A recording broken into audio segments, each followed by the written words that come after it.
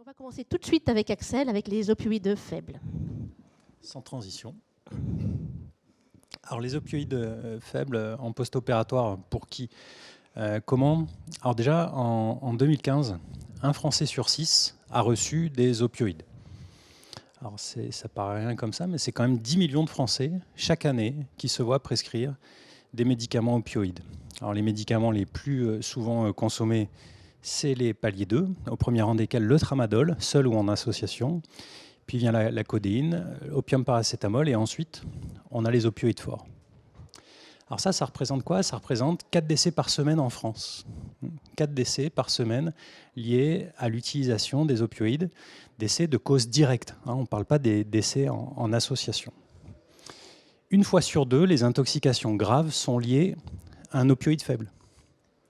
Ça veut dire qu'on a souvent tendance à se dire que les opioïdes faibles, comme leur nom le précise, sont faibles et donc sont moins dangereux, alors qu'en fait, ils sont responsables de la moitié des intoxications graves liées aux opioïdes avec les conséquences qu'on connaît. Il y a une augmentation de 167% des hospitalisations ces 15 dernières années. Alors c'est plus que doublé, hein. C'est très important. Alors, est-ce que quand on dégaine un opioïde faible, on a déjà fait tout ce qu'il fallait pour éviter ces écueils, pour éviter la surconsommation d'opioïdes? Alors, pas si sûr. Grosse étude américaine de 800 000 patients, et on voit que les anti-inflammatoires non stéroïdiens sont assez sous-prescrits. Il y a un patient sur 2 seulement qui reçoit des anti-inflammatoires non stéroïdiens en post-opératoire de chirurgie majeure, potentiellement douloureuse. On parle de colectomie, de lobectomie, de prothèse du genou. Alors que la quasi-totalité des patients se voient prescrire des opioïdes, qui soient faibles ou forts. Pourtant, on sait que les médicaments anti-inflammatoires non stéroïdiens sont de loin les plus efficaces sur la douleur post-opératoire. Donc, s'il y a bien un médicament à prescrire systématiquement, c'est cette classe. Pire encore, l'anesthésie loco-régionale sur ces chirurgies majeures, ça représente à peu près 10% des patients. Un patient sur 10 reçoit une anesthésie loco-régionale après une chirurgie majeure. Alors on peut se demander pourquoi, alors qu'on sait que l'anesthésie loco-régionale est très certainement la méthode d'analgésie la plus efficace, avec aussi un bénéfice récemment démontré dans ce papier de l'an dernier de Leven, où on voit qu'il y a un bénéfice sur la chronicisation douloureuse à la réalisation d'anesthésie loco-régionale. Alors quand on doit utiliser un palier 2, comment on peut s'y prendre? Déjà, il faut savoir que quand on prescrit un opioïde faible, on prescrit un morphinique. On prescrit un agoniste opioïde. Et 400 mg de tramadol par jour équivalent à 80 mg de morphine par jour. Ça veut dire qu'on va voir arriver tous les effets indésirables de l'agonisme mu, classiquement connu, qu'on connaît tous, constipation, nausées, vomissements, dépression respiratoire, trouble de la vigilance, tolérance, mais aussi dépendance. Le tramadol a aussi une autre particularité, puisque seul 30% de son efficacité analgésique est liée aux agonismes opioïdes, alors que 70% de son efficacité est liée à des effets sérotoninergiques et noradrénergiques, vont altérer la perception corticale de la douleur et affecter une modulation médulaire descendante. Ça veut dire quoi? Ça veut dire qu'il faudra faire très attention quand on prescrit du tramadol aux associations avec les antidépresseurs inhibiteurs de la recapture de la sérotonine, les IMAO, antipsychotiques, et puis aussi, bien sûr, les médicaments qu'on connaît comme le Zofren, où là, c'est un agonisme compétitif. Il y a aussi le lithium, donc il faut faire attention quand on prescrit un opioïde faible, peut-être même plus attention quand on prescrit du tramadol que quand on prescrit des opioïdes forts, qui n'ont pas cet agonisme un peu exotique sur ces cibles sérotoninergiques et noradrénergiques. Et puis, quand on va sevrer ces patients du topalgique, en plus d'avoir les effets de la cessation d'administration des opioïdes, on va aussi avoir un effet de sevrage sérotoninergique. Et il y a aussi le risque de crise sérotoninergique quand on donne ces médicaments avec des médicaments qui vont agir sur le métabolisme de la cible de D6. Donc tout ça, ça aboutit à quoi pour le tramadol? Première molécule prescrite en France et consommée en France en palier 2, et tout opioïde confondu, ça donne des risques d'utilisation de longue durée, d'utilisation chronique, de toxicomanie en fait, qui est plus élevé avec le tramadol qu'avec les autres opioïdes forts. C'est-à-dire que le tramadol est plus toxicomanogène que les opioïdes forts. Donc c'est quand même un problème sérieux, sachant que c'est des opioïdes qu'on va prescrire beaucoup plus facilement que les autres, en croyant justement qu'on évite ces écueils.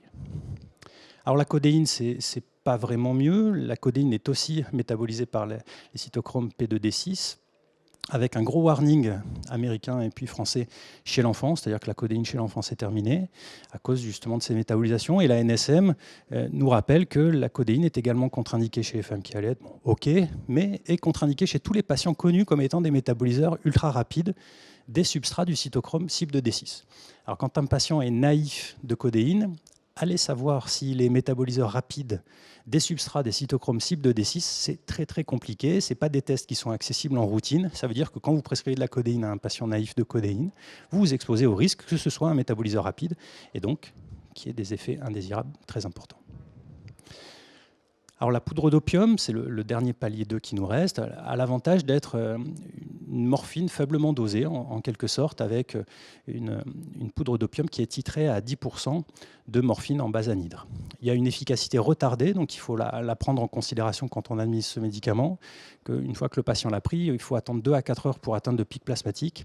L'avantage, c'est qu'il y a un métabolisme qui est lié à glucuronide transférase 2B7. Ce n'est pas une cytochrome. Alors là, c'est un papier qui évalue les polymorphismes génétiques. Je trouvais que c'était intéressant parce que la CYP2D6, c'est tramadol codéine et l'UGT2B7, c'est la poudre d'opium. Là, on évalue l'impact sur le tamoxifène, mais on voit qu'en fait, ce polymorphisme n'a aucun impact quand il s'agit de la glucuronide transférase. Donc en fait, c'est probablement moins impactant, ces polymorphismes, pour la poudre d'opium que pour les autres paliers 2. N'oublions pas aussi le néfopam, qui est un antalgique central non morphinique. C'est une benzoxazocine. Ça n'a pas d'effet sédatif, ça n'a pas d'effet dépresseur respiratoire. Alors, on a la malchance de ne plus avoir la galénique orale disponible en France. Ça existe toujours en Belgique, mais vous pouvez le donner la forme IV sur un sucre et c'est aussi absorbé avec une biodisponibilité plus faible. Le pic plasmatique est atteint en 2 heures et ça a des effets anti-NMDA, anti-nociceptifs, anti-hyperalgésiques. C'est très intéressant avant d'arriver jusqu'au palier 2. En pratique, comment faire? Le paracétamol, bien sûr, doit être systématique. Ne pas oublier les anti-inflammatoires non stéroïdiens, qui est probablement la classe de molécules la plus efficace en post-opératoire. Appliquer une anesthésie loco-régionale adaptée en termes de durée et de zone de couverture systématiquement dès que c'est possible. Ne pas oublier aussi la lidocaïne intraveineuse dans la chirurgie abdominale lourde. Discuter toujours le néfopam péros, on peut choisir de ne pas le faire, mais en tout cas, c'est peut-être le vrai palier 2 aujourd'hui, c'est peut-être celui-ci, en quelque sorte, étant donné que les paliers 2 maintenant s'appellent opioïdes faibles. L'opioïde faible doit rester un traitement de secours. Je pense qu'il faut éviter le tramadol, réserver la codéine aux patients qui a déjà été exposé, et la poudre d'opium présente un profil qui semble acceptable. Je vous remercie pour votre attention. Merci Axel pour cette présentation parfaitement dans les temps. J'ai des questions. D'abord, moi, je vais embêter parce qu'en écoutant ta présentation, en fait, il faut prendre plus de précautions avec le tramadol. J'ai l'impression qu'avec les morphines forts, c'est ce que tu essaies de nous dire. Tu peux préciser ça parce que pourtant, on le prescrit beaucoup, ce tramadol. On le prescrit énormément. C'est la première molécule prescrite en France dans les opioïdes faibles. C'est responsable de beaucoup d'effets indésirables. Et depuis que le dextropropoxyphène n'est plus disponible, il y a eu un transfert de prescription sur le tramadol. On croyait que le dextropropoxyphène avait un profil de sécurité qui était défavorable, mais le tramadol, c'est probablement pire. Il n'y avait pas de problème de dextropropoxyphène en France. C'était les pays nordiques qui avaient eu des soucis. Nous, on a suivi le mouvement européen et on a retiré cette molécule du marché. C'était probablement une molécule qu'il ne fallait peut-être pas condamner si vite.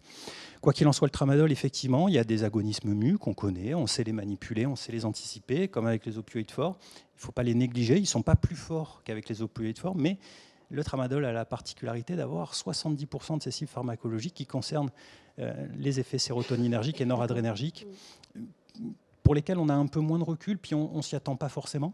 On ne sait pas toujours que tramadol et antidépresseurs qui sont très prescrits en France, presque 10% de la population, c'est pas négligeable. C'est avec les IRSNA, c'est ça les ISRS, les inhibiteurs de la recapture spécifique de la sérotonine, mais aussi les IMAO, qui sont des antipsychotiques. Il y a aussi les sels de lithium. Et puis il y a le Zofren, mais ça c'est connu le Zofren parce qu'au bloc opératoire on sait que c'est un effet sur le récepteur 5-HT3, on sait que c'est des agonismes aussi qui concernent le tramadol, mais là c'est pas tellement un risque, c'est juste ça diminue l'efficacité et du Zofren et du tramadol. Par contre quand on prescrit un IMAO ou un antidépresseur avec le tramadol, il y a un risque de crise sérotoninergique qui est autrement plus grave.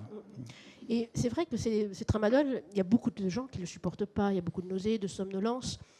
Comment toi tu l'utilises en pratique? Comment tu prends des précautions pour ces patients? Alors je l'ai utilisé, j'ai arrêté. J'ai arrêté D'arrêter et mon d'utiliser. équipe avec, on a arrêté parce que c'est complètement imprédictible.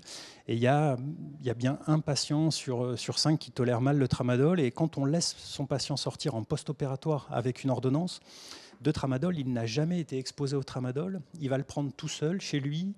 C'est souvent la seule molécule de recours si on ne prescrit pas d'opioïdes forts en systématique, ce qui n'est pas justifié pour la plupart des chirurgies. Et donc si le patient ne tolère pas son tramadol, il se retrouve sans palier de secours analgésique. Et c'est un vrai problème. Alors la codéine, on n'est pas passé sur de la codéine pour justement cette variabilité de métabolisation. Et donc on a choisi la poudre d'opium en palier 2. D'accord. Là, j'ai plein de questions des spectateurs. Donc, PCN morphine, bien sûr, attends, PCN morphine et tramadol, possible? Alors, c'est probablement une mauvaise idée d'associer les deux molécules. On va potentialiser les effets indésirables à la fois sur l'agonisme mu, et puis on va rajouter des problèmes sérotoninergiques, noradrénergiques et les problèmes d'addiction aussi. Donc, c'est pas une bonne chose. Aucun intérêt. Je pense qu'il vaut mieux titrer sa PCA correctement si vous devez mettre une PCA. Bien sûr, Anissa, oui. Si tu as une inefficacité avec ta poudre d'opium, est-ce que tu l'arrêtes et tu passes aux opioïdes forts, ou bien je coprescris les deux. Oui. Pour moi, en fait, l'opioïde faible, c'est un opioïde avec une plus grande facilité de prescription à l'heure actuelle, ça va peut-être changer, et puis moins dosé. Tout simplement. Donc en fait, si je dois titrer mon patient au-delà de la dose maximum, le problème c'est que c'est toujours des co-médicaments. C'est l'administration de paracétamol. Vous ne pouvez pas trouver aujourd'hui de poudre d'opium seule. Donc on ne peut pas procéder à une titration de la même façon qu'on ferait avec un opioïde fort qui lui est prescrit isolément. Donc on va se retrouver bloqué par la dose maximum de paracétamol à 3 grammes chez la personne de plus de 65 ans, ou si la personne fait moins de 50 kg, on va être limité encore plus vite. Et donc, dès qu'on arrive à cette dose maximum, c'est là qu'est la place des opioïdes forts. Mais tu arrêtes. Oui, et on arrête la poudre d'opium. Oui, tout à fait. Alors là, j'ai une question sur le néfopam, on est un petit peu sur les autres analgésiques non morphiniques et la personne âgée. Est-ce que Alors, néfopam a aussi des effets indésirables. Hein. Attention, hein. Il y a des effets cholinergiques. Il ne faut pas le prescrire chez le patient qui a un glaucome. Ça peut être tachycardisant, mais c'est plutôt la forme intraveineuse qui va être tachycardisante. Ça peut donner des nausées aussi. C'est-à-dire que le métabolite du néfopam, le haut-desméthylnéfopam, donne aussi peut donner des somnolences. Donc, on est quand même sur un palier supérieur au systématique paracétamol anti-inflammatoire, mais je pense que le profil de sécurité est peut-être un peu plus favorable que pour les paliers 2 quand même. Donc, il faut le prescrire en connaissance de cause, comme les autres molécules. Chez le sujet âgé, il y a la question de la confusion aussi, mais est-ce que vous pensez qu'un opioïde fort ou un opioïde faible sont moins sujets... Ça n'a jamais été comparé. Hein. Voilà. Ça n'a jamais été comparé, mais bon, c'est un choix. Et en pratique, alors, qu'est-ce que tu recommandes comme association? Quelle serait la meilleure association avec ces opioïdes faibles? Alors, en pratique, je ne sais pas si c'est la meilleure, mais en tout cas celle qu'on a retenue, c'est que de façon systématique, les patients prennent un anti-inflammatoire non stéroïdien. On a choisi un COX-2.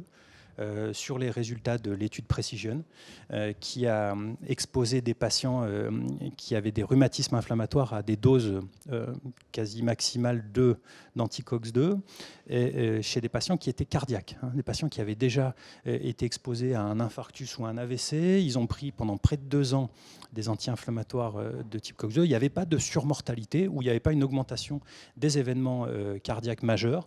Donc là-dessus, on s'est dit qu'on pouvait bien prescrire 5 jours d'anti-COX-2 à nos patients en post-opératoire sans souci. On le prescrit en systématique. Sur l'ordonnance, c'est écrit toujours, c'est-à-dire que les patients doivent toujours prendre leur anti-inflammatoire. On fait de l'ALR, on fait des blocs longs. Le problème d'un bloc long, c'est que le patient rentre à la maison en croyant qu'il n'aura jamais mal, parce qu'il n'a pas mal. Il n'a pas eu mal en péropératoire, il n'a pas mal en post-opératoire, il va se coucher, il n'a toujours pas mal. On lui dit bien de prendre son anti-inflammatoire avant d'aller se coucher, de le prendre le matin pour anticiper le réveil de l'anesthésie qui va avoir lieu quoi qu'il arrive. Et si on a un retard en termes d'anti-inflammatoire, c'est déjà un souci. Le paracétamol, pour nous, c'est le premier palier analgésique. Il n'est pas à prendre en systématique, il n'y a pas d'objet, il n'y a pas d'intérêt à prendre du paracétamol avant que le bloc soit levé. Et donc, le patient va commencer par ce médicament-là, en plus du célécoxib. Si ça ne suffit pas, il rajoute du néfopam. S'il ne le tolère pas ou que ça ne suffit toujours pas, il va passer sur la poudre d'opium. Poudre d'opium. Ouais. D'accord.